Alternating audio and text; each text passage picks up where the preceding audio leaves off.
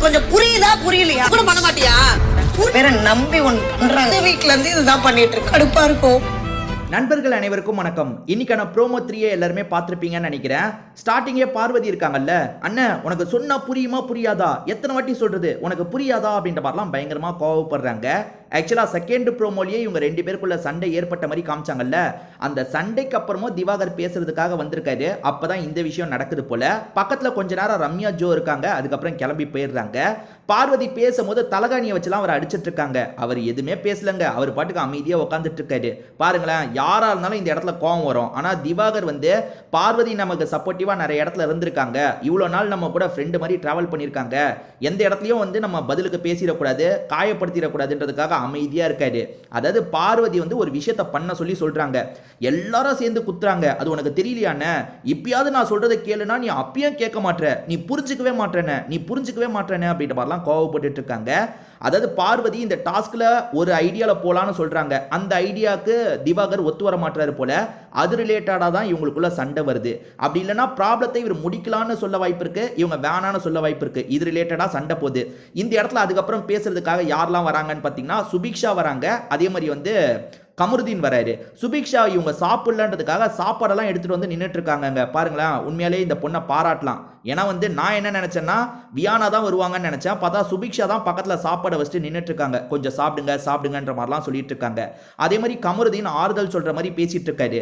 அப்ப பார்வதி ஒரு டைலாக் சொல்றாங்க. அது என்னன்னா, இந்த வீட்டில் நான் யாரை நம்பியும் வரல, எனக்கு எப்படி கேம் விளையாடணும்னு நல்லா தெரியும், ஆனா நான் நம்புறவங்களே சில விஷயங்களை பண்ணும்போது எனக்கு ரொம்ப கஷ்டமா போயிருது அப்படின்ற மாதிரி சொல்றாங்க. பார்வதி இந்த அளவுக்கு ஃபீல் பண்றதுக்கு வேற ஒரு காரணத்தையும் சொல்ல ஆரம்பிக்கிறாங்க.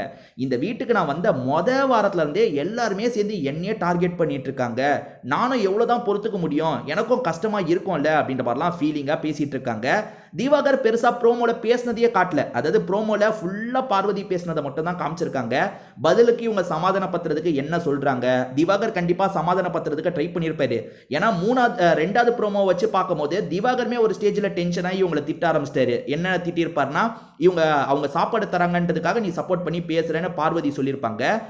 உனக்கு சாப்பாடு வைக்கலையா பார்வதி, ஏன் இப்படி பேசுறேன்ற மாதிரி கையில் இருக்க பேடெல்லாம் தூக்கி எரிஞ்சிருப்பாரு.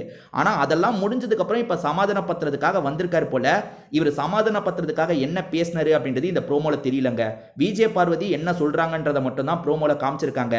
நடுவில் பிக் பாஸும் கொளுத்தி போடுற மாதிரி ஒரு விஷயத்த பண்ணாரு, அதனால தான் இந்த சண்டை ஏற்பட்டுச்சான்றதும் கிளியரா தெரியல. அதை பத்தி நம்ம ஏற்கனவே ஒரு வீடியோ போட்டிருக்கோம். அந்த வீடியோவை பார்க்கலன்னா அந்த வீடியோவை செக் பண்ணி பாருங்க.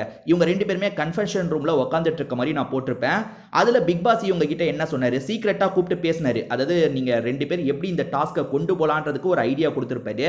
அது ரிலேட்டடா ஏதாவது பிரச்சனை வந்துருச்சா என்னன்னு தெரியல.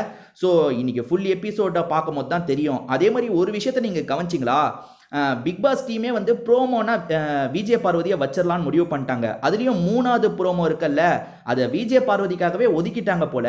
கடைசி ஒரு வாரம் முழுக்க 3வது ப்ரோமோ வந்ததுன்னா அது விஜய் பார்வதிக்குன்னு ஒதுக்கப்பட்ட ப்ரோமோன்றது தெளிவாக தெரிதுங்க. ஏன்னா விஜய் பார்வதியை வச்சு தான் எல்லா ப்ரோமோவும் வருது.